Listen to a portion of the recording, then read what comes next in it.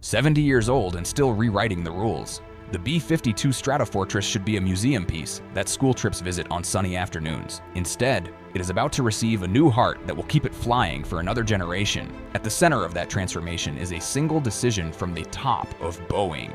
A decision that places a British-born engine inside America's longest-serving bomber. A decision that defenders call inevitable and critics call unthinkable. Tonight, we are going to unpack why the B52 is not just surviving, but quietly evolving into a far more efficient and more lethal weapon. And we will follow the money, the politics, and the engineering that made the F-130 the unexpected winner. The B52 Stratofortress is older than the astronauts who first walked on the moon. It first rolled out when television was black and white and when computers filled entire rooms. Over time, it flew reconnaissance in the Cold War. It dropped precision-guided weapons in the Middle East. It stood alert for nuclear deterrence in every decade since the 1950s. Jets that once felt invincible have come and gone. The Concorde retired, the F-111 retired, the SR-71 retired. The B-52 kept flying because its airframe was brutally simple, strong, and adaptable. The secret of its longevity is not magic. It is space in the wings, strength in the spars, and a mission that never really disappeared. Yet the same simplicity that protected the airframe slowly punished its engines. 8 old-school TF-33 turbofans kept the bomber airborne, but drank fuel like a thirsty giant. They smoked on takeoff. They needed constant care, spare parts grew rare, and maintenance crews learned to keep them alive the way classic car mechanics keep a 1960s Roadster alive. It was heroic. It was also expensive and unsustainable. For years, the United States Air Force studied a re-engine plan. 4 larger modern engines would reduce the count from 8 to 4. That idea promised huge gains, but demanded deep surgery to the wings and pylons. 8 smaller modern engines could be fitted with less disruption and keep the airplane's familiar systems and procedures. On paper, the 8-engine route looked less glamorous, but far less risky. The question was, which engine and which partner could make it real? Enter Boeing leadership.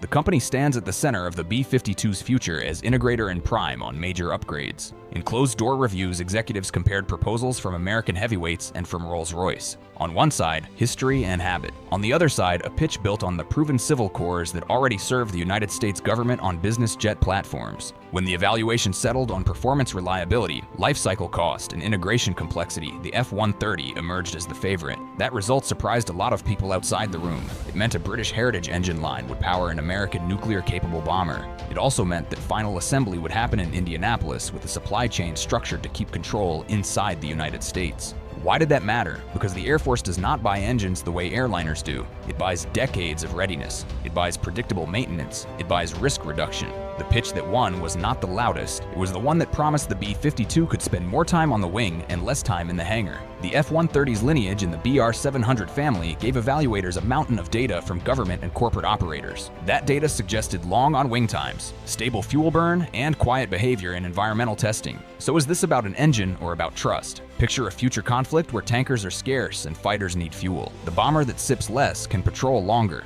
The bomber that needs less maintenance can launch more often. The bomber that breathes cleaner air runs cooler and lasts longer. The F-130 is not sexy on a poster, but it is ruthless in a spreadsheet. That is what turned heads in the boardroom. The re-engine is not a simple swap. Engineers must redesign pylons to handle new weight and thrust. Nacelles change shape for smoother airflow. Plumbing is rerouted, and the flight deck gains digital displays that replace old gauges. The bomber's look changes too. The black exhaust vanishes, contrails shorten, and while not invisible, the aircraft becomes far less obvious and far easier to maintain. For crew chiefs, the difference is dramatic. Instead of chasing spare parts and endless inspections, predictive systems flag problems early. That means fewer breakdowns, less money wasted, and more bombers ready to fly. Commanders love this because it buys what matters most: more sorties and more time in the sky. Fuel is the biggest bill in aviation. Cutting burn by 30% extends range, adds payload, or allows fewer refuelings. Each option is a win. Combined with lower manpower and parts needs, the savings grow across decades. What seems unglamorous on paper changes wars in practice. A B-52 that can loiter longer frees up tankers. A bomber ready again tomorrow lets a strike move forward. These margins decide outcomes. There's another layer. The United States is fielding stealth bombers for the toughest missions. The B-52, with new engines, becomes the patient truck for standoff weapons. It can launch cruise missiles safely outside defenses day after day because it is cost-effective to keep flying. Old bones, new muscles. That's exactly what planners want. For years, some argued for 4 modern engines instead of 8, but fewer engines meant redesigning the wing, new handling risks, and heavy certification costs. 8 efficient engines delivered most of the benefits with less danger. The Air Force chose the lower-risk path. They didn't need perfect, they needed better now. Critics called the choice political heresy. Why should an American bomber accept a British brand? The answer is that the structure is fully American. Assembly takes place in the United States, oversight is American, export controls are American.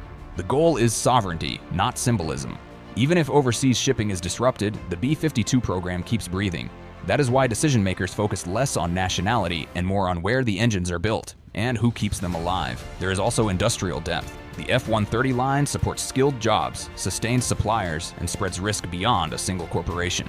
Over decades, that resilience matters as much as thrust. Here's the part that changes campaigns. Cheaper flight hours are not just good for budgets. They buy time in the sky. Time in the sky creates options for commanders, and options end wars faster. If an enemy believes the B-52 can fly all week and return the next, that belief shapes negotiations before a missile is ever launched. Pilots will not mistake the B-52 for a new jet. The cockpit is still narrow, the windows still vintage, but every takeoff feels smoother. Vibration drops, power changes respond cleanly in formation. Hot and high climbs are easier. The engine page is modern, with clear trends and alerts instead of vague dials. Problems that once required intuition now reveal themselves early. Ground crews rediscover what digital maintenance means. Instead of chasing parts or cannibalizing parked jets, health monitoring guides inspections.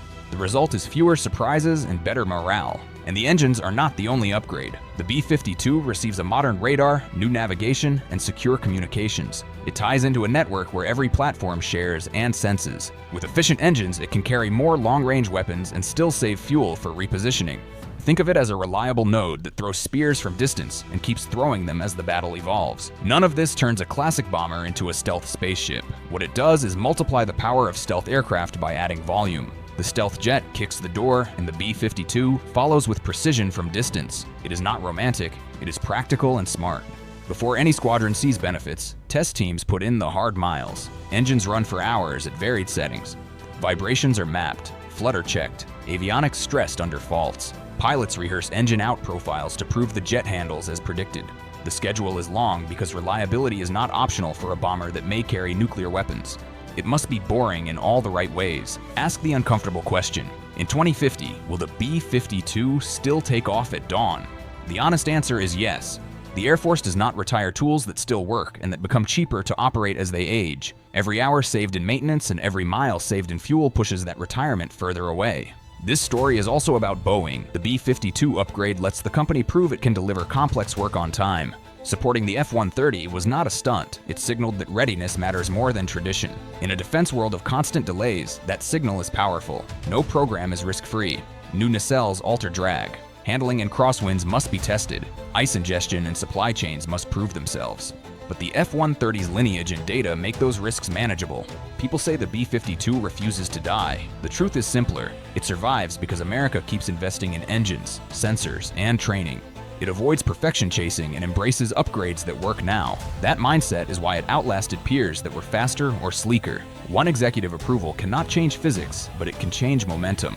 By selecting the F-130, Boeing secured a future where the oldest bomber flies farther, loiters longer, and costs less per hour. The legend does not fade, it evolves.